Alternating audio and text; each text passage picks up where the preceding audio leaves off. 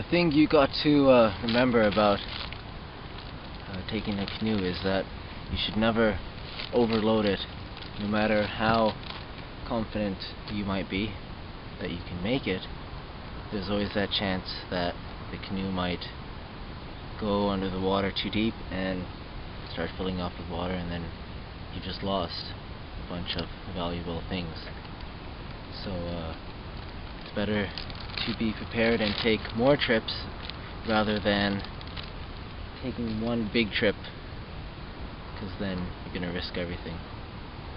A couple of the guys who just went in the canoes, not enough room. Maximum you can take probably 3, but it's best not to go over that.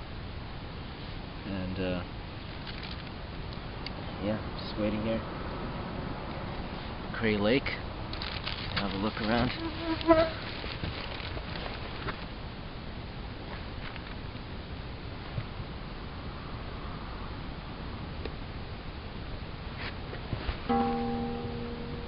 That was just a guitar.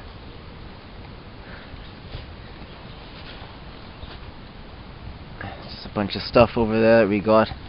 Still a lot more to pack up and take.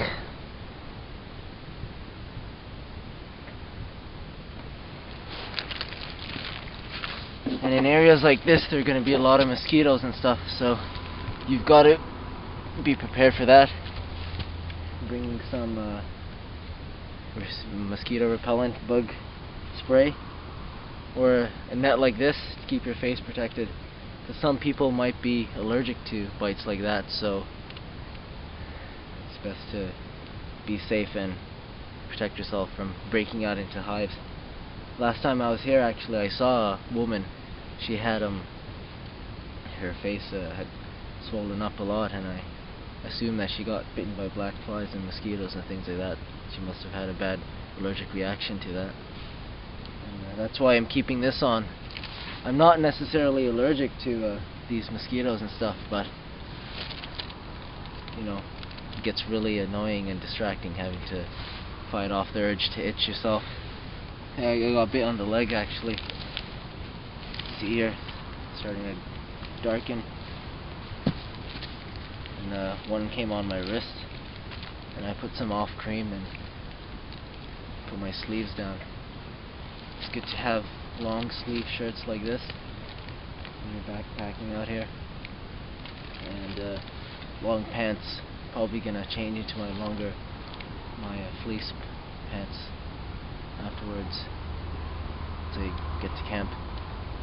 And yeah, portaging takes a long time, and takes a lot of energy out of you, so it's good to take it slow and take your time with it.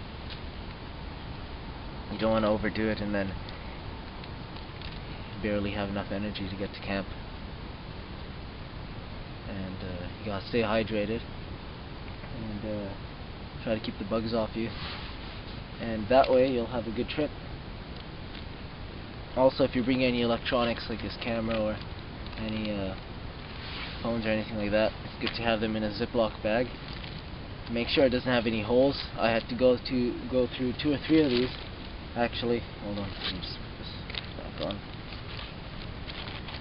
I had to go through 2 or 3 of these bags to find one that didn't have a tiny little hole, because if you have something that just has a tiny little hole, water can just get into it very easily. So find something that isn't damaged.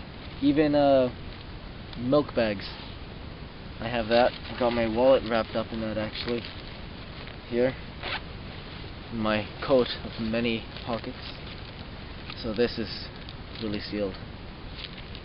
I think this will float in the water, but I'm not going to try it. And yeah, it's folded over and have a rubber band around it, so no water should get in. Things like this, because like in case you ever get hurt and you need to give your health card, you know, you need to have the kind of information on you, and that information on you and not damaged, you know, health card, SIN number and stuff like that, credit card, debit card, case you need to buy anything, emergency food or anything like that. And I heard that there might be some bears around here, but the last sighting was in 2004. A couple of bears were across the lake at some other points, going through campsites, scrummaging through leftover foods. So that's another thing you gotta be careful about, not to leave your food around. Bears will get at it, and they'll come to you and they'll smell the food and stuff, and they'll do whatever it takes to get their food. You can try to make loud enough noise to try to scare them, but it really depends on the bear, how easily they get scared, or if they're just like, I don't care about you guys, I'm hungry, I'll take down anyone who's in my way.